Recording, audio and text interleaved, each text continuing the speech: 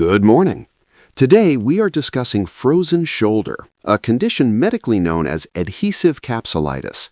For those of you working in primary care, sports medicine, or orthopedics, this is a condition you will encounter frequently.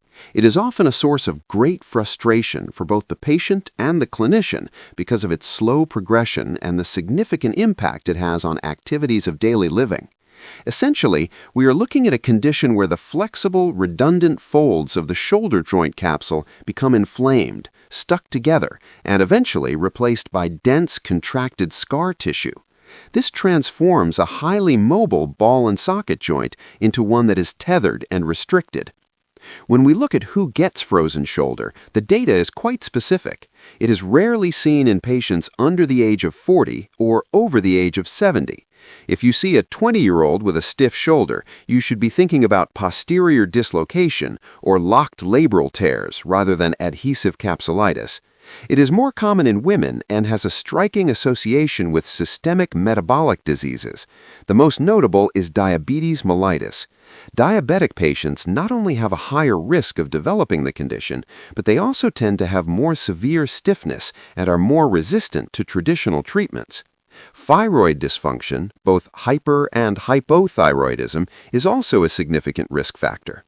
We also see secondary frozen shoulder following prolonged immobilization, such as after a rotator cuff repair or a humerus fracture, where the lack of movement allows the capsule to shorten and stiffen. Pathophysiologically, frozen shoulder is considered a fibroproliferative disease. It is often compared to Dupuytren's contracture of the hand. The process begins with an idiopathic inflammatory response within the synovium. This inflammation triggers the recruitment of fibroblasts and myofibroblasts. These cells lay down a dense matrix of collagen, specifically in the rotator interval and the axillary recess. As this tissue matures, it contracts. Think of it like a shrink wrap effect around the humeral head. This contraction significantly reduces the volume of the joint space. While a normal shoulder joint can hold about 15 to 20 milliliters of fluid, a frozen shoulder joint may only accommodate 5 milliliters or less. Clinically, we divide the progression into 3 classic stages, though in practice, these stages often overlap. The first is the freezing stage. This is dominated by pain. Patients often describe a dull ache that becomes sharp with sudden movements like reaching for a seatbelt. Night pain is a hallmark of this stage, often preventing sleep on the affected side. As the pain persists, the patient moves the arm less, leading to the second stage, the frozen stage. Here, the pain may actually start to dissipate, but the shoulder becomes profoundly stiff. The patient cannot reach behind their back or raise their arm to brush their hair. Finally, we reach the thawing stage. This is a slow period of remodeling where the capsule gradually loosens and the range of motion begins to return. Let us consider a hypothetical case. A 55-year-old female presents with 6 months of progressive right shoulder pain. She denies any specific injury, but notes she can no longer reach her bra strap or the top shelf of her pantry. On examination, you notice she compensates for shoulder movement by tilting her entire torso. The key diagnostic maneuver is checking passive range of motion. If you stabilize the scapula and find that you cannot manually rotate the humerus outward, known as external rotation, even when the patient is relaxed, you are likely looking at adhesive capsulitis. This distinguishes it from a rotator cuff tear, where the patient may have limited active motion due to pain or weakness, but will usually have near normal passive motion when the clinician moves the arm for them.